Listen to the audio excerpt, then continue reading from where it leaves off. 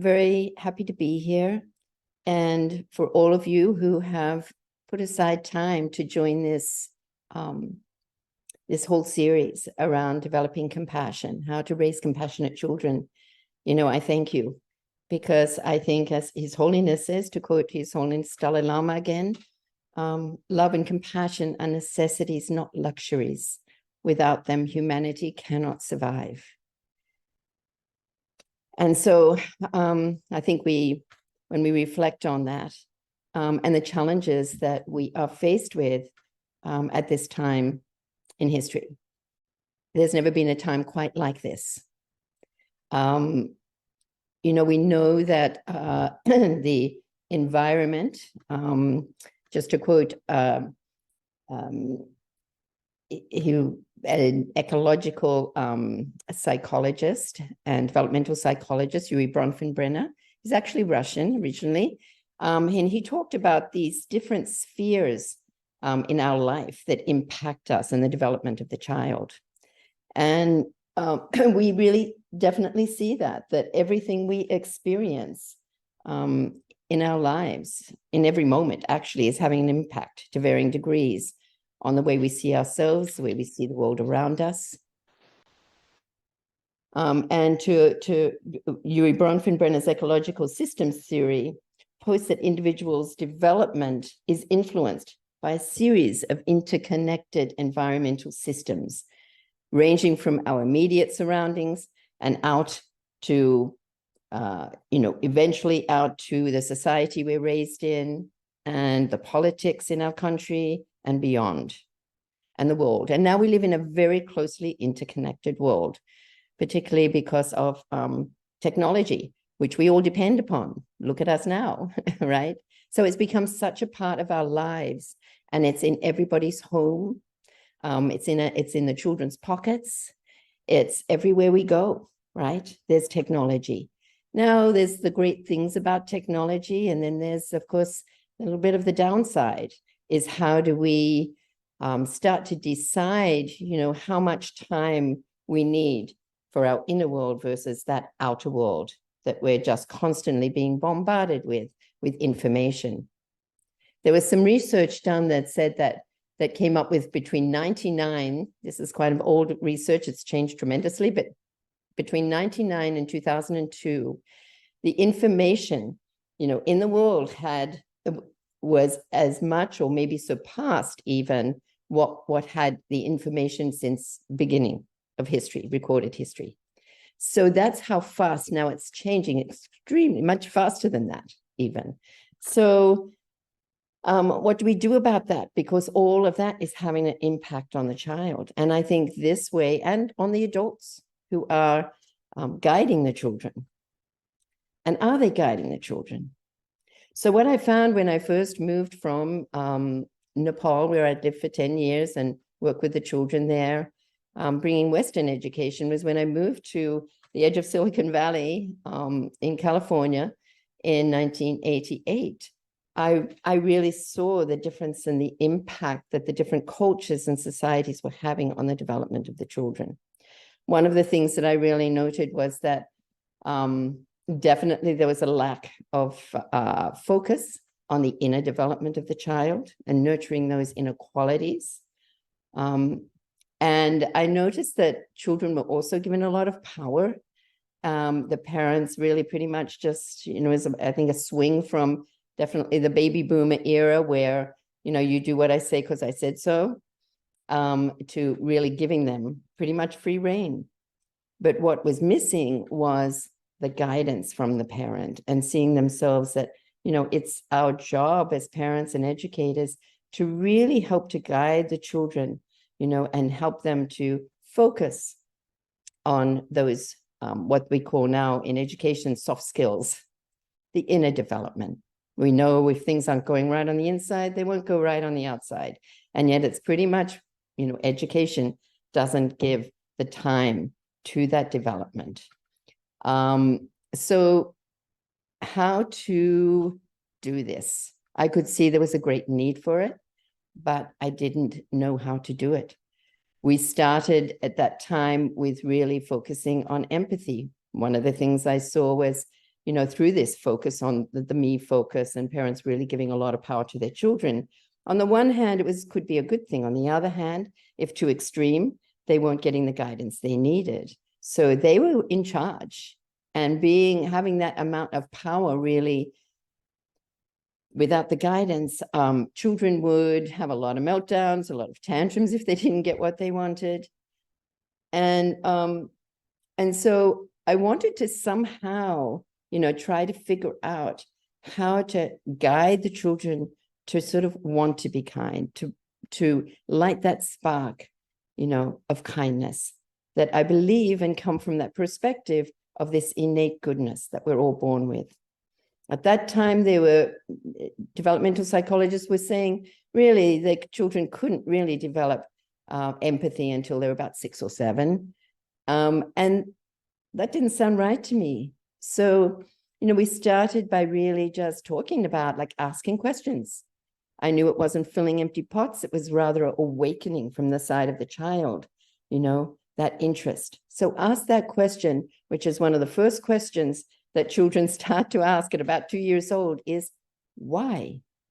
Start to ask them why. Why be kind, right? Why be kind? And what? And how? How do you think this, this little piggy in the story, how do you think he feels in this story? Any story, any book you pick up, if you open a conversation and ask questions, the children can actually go there. We know now that metacognition, the ability to think about thought, develops, even before 2 years old. I mean, that's very powerful. Children have, the ability to think about quite sophisticated concepts and about themselves before what's happening on the inside. They have that ability. But if we don't ask the questions, there's a lot to distract them from going inside. There's a lot to distract them. It's a very busy world we live in. And so we started there with empathy, and we saw that children very quickly, that little spark of awareness. Yes, what does this, what happens? How does he feel if you don't share the ball with him? How does that feel? So ask them about their feelings, look at their face, see what they're feeling. Children know they can go there quite easily. And so that's where we started. It was very practical, very practical. And it was our own personal research. We started to see that what the developmental psychologists were saying didn't seem to be true, that we were able to awaken that empathy. Now, there's some research that shows we're actually born with a natural empathy. Some call it, it's a little bit different, sympathy, which is different from empathy. Empathy is more about where you can relate to another person's feelings. You become, you share in their feelings. So that's where we started. And the other thing that I realized, is this sort of lack of appreciation for things. So we also went into a very simple approach where we talked about production, interconnection. Where do things come from? And children really, as soon as they can talk, they can tell you, and they start to explore, well, where does your snack come from? Oh, it comes from my mom. Oh, well, where did your mom get that from? What is it? You've got crackers. Where do they come from? And so on. And so they can trace it back with absolutely everything because it's the nature of the way things exist. So in the beginning, we started this way with empathy, interconnection, and we'd go into the different classrooms with little lessons on, generosity, on kindness, on patience.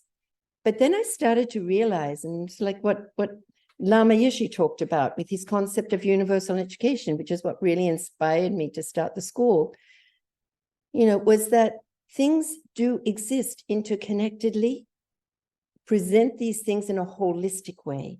Every subject contains the essence of science, of psychology, that we need to put it all together and present it all together.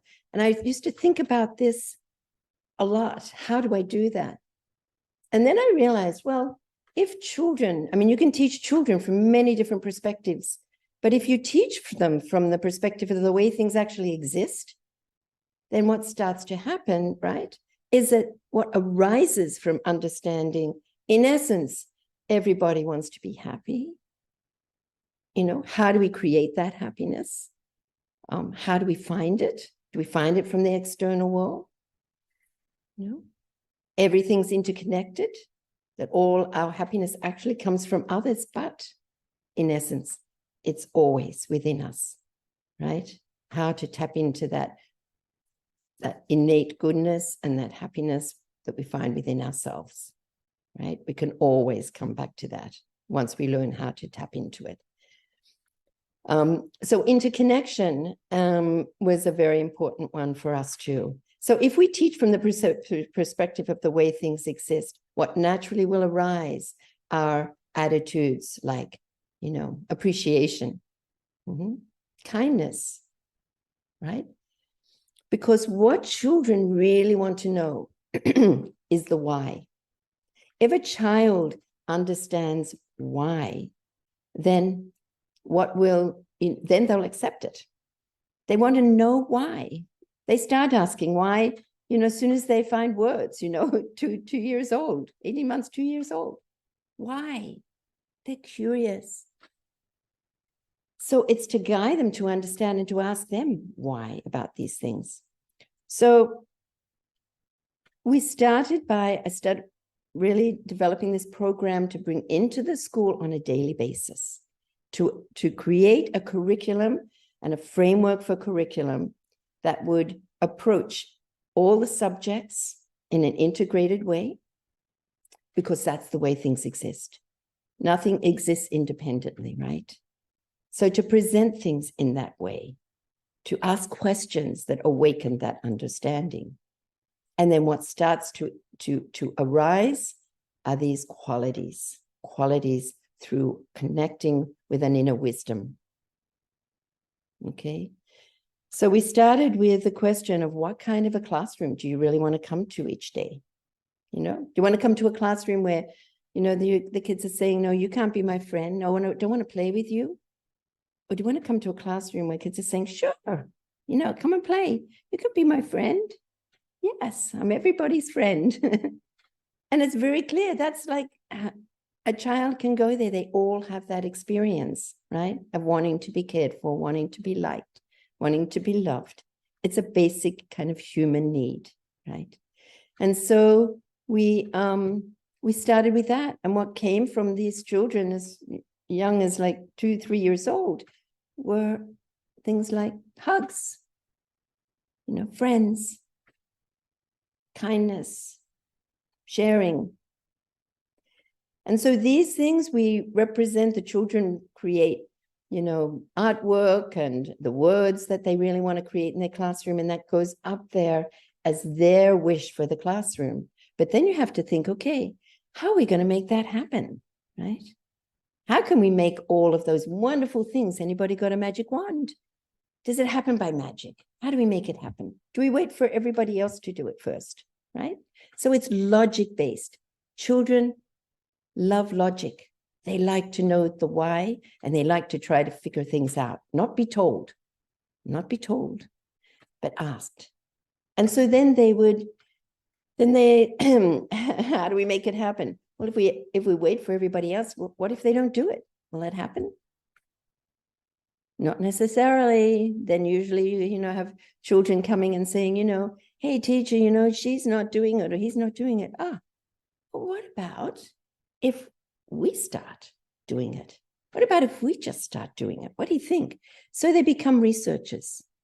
Children become researchers, right? And they love to try to trick that research too, prove that it's not right. All the better, you know, let them use that mind, that logical thinking, that critical thinking. And we know now that children as young as 2 years old, metacognition actually supports the development of critical thinking. Critical thinking is one of the 4 most important skills for the 21st century. This research came out of Stanford from Linda Darling Hammond, the beginning of this new millennium, that there are 4 major C's that are required for the skills that are needed for this new century, this new world that we live in that is changing so rapidly. Okay, so the 4 C's, we added an extra one, compassion. The others were critical thinking, collaboration, working with others, because we're a very tightly interconnected world now. We need to know how to collaborate anyway, even within our own homes. Creativity, thinking outside the box, not just rote memorization and repeating what we've heard. Creativity, right? And communication. So the communication is, of course, again, another one that's extremely important, as we know. But to have compassion has to be there. And somehow they missed that one. But we got that in there. So we have those 5 C's that we really bring, and that's the way we approach our education. So, so critical thinking is important. And when the children really think about what it is that they want to create, how are they going to create it? So then they say, okay, let's see. Well, I guess so. If we all do things, if we just, start doing it. And so that taps into the age-old golden rule. And golden rule, of course, in essence, is practiced throughout the world in all the different major religions. The golden rule, treating others as they would like to be treated, right?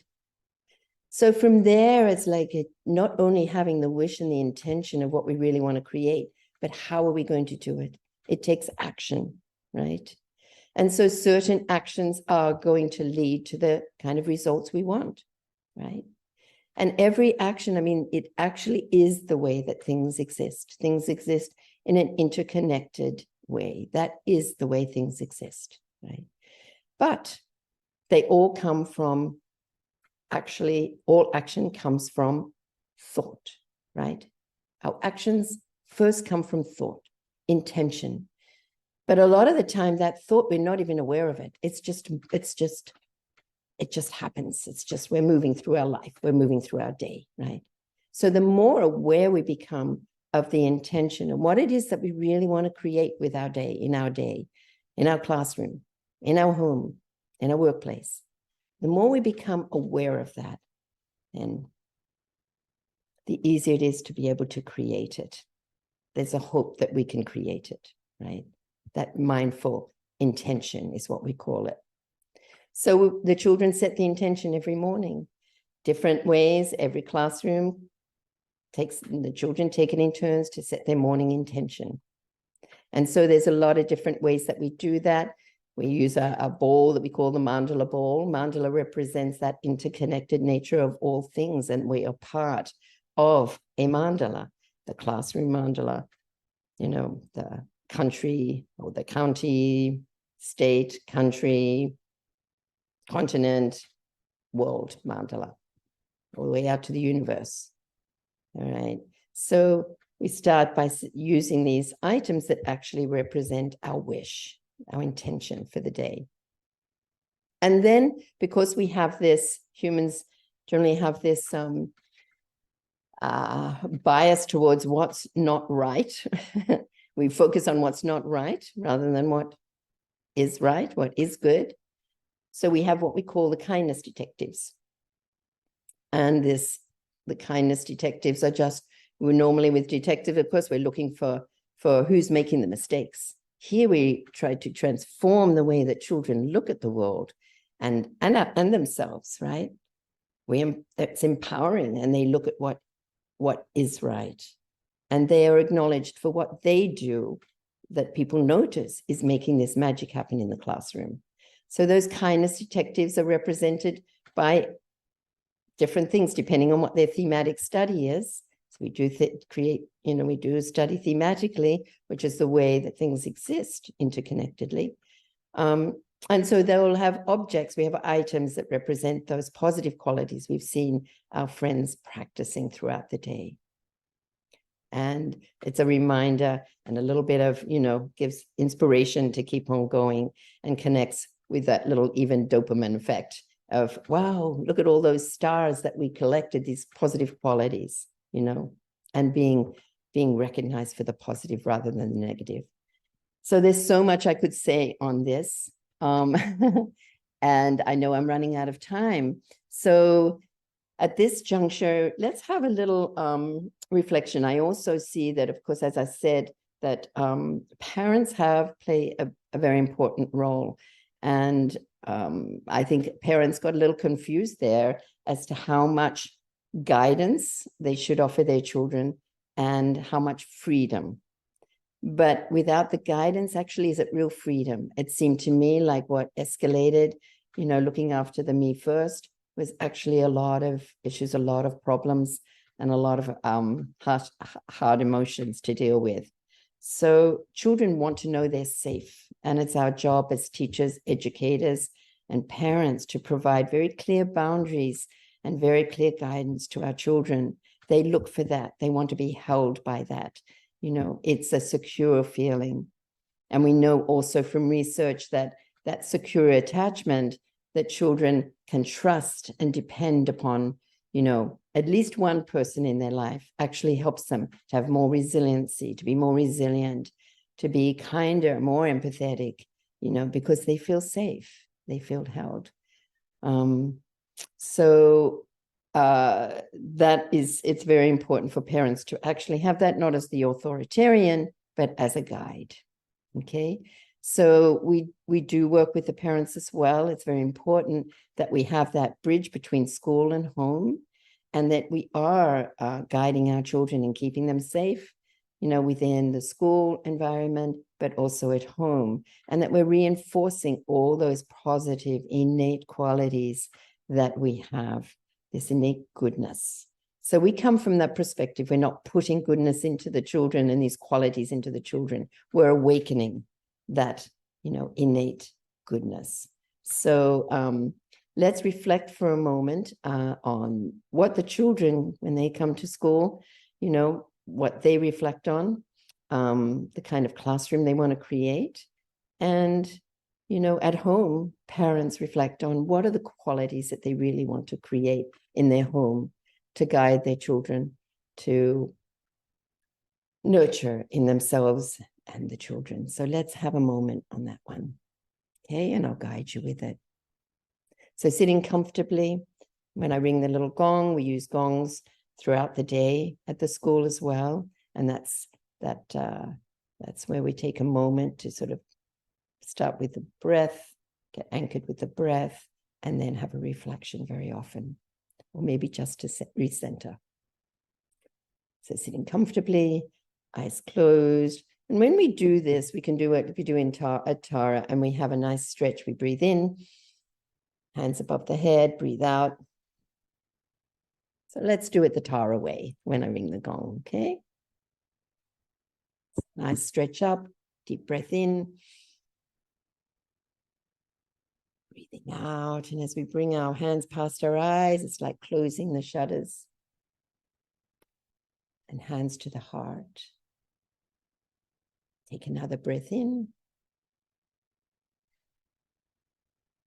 and out. And again, breathing in all the way down to your tummy. And breathe out through your nose or your mouth, whichever is most comfortable. And hands in your lap. And continue to focus on your breath. Entering through your nose, down to your tummy, and back out again. And if your mind wanders, gently bring it back to the breath.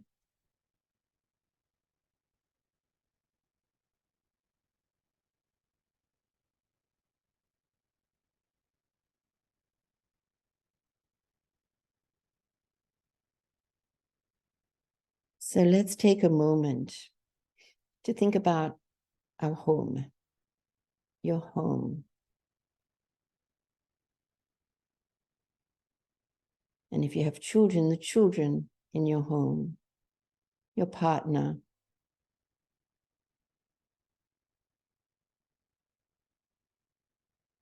your animals,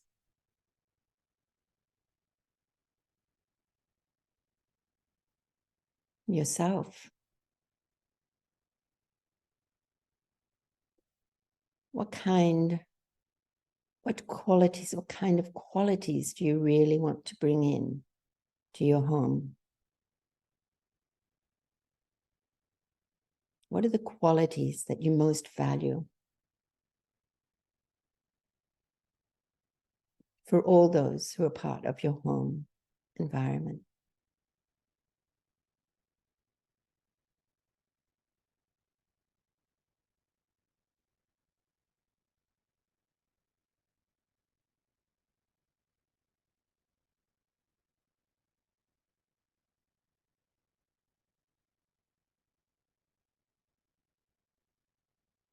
How does it feel when you think about those qualities actually being strengthened and developed and coming to life in your home? How does it feel?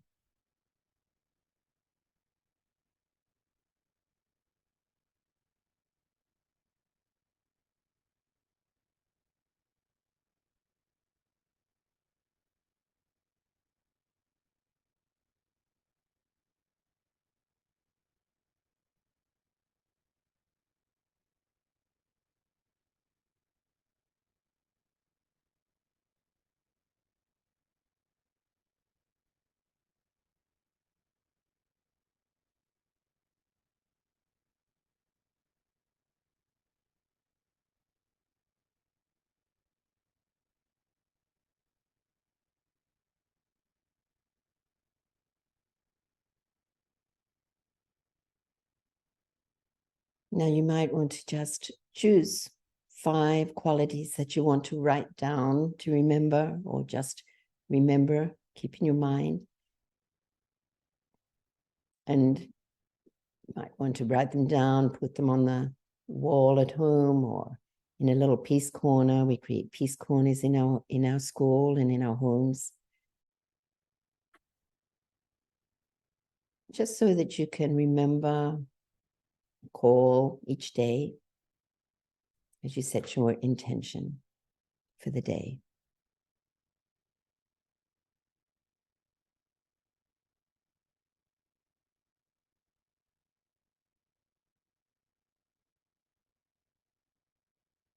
And then you will be creating compassionate cultures.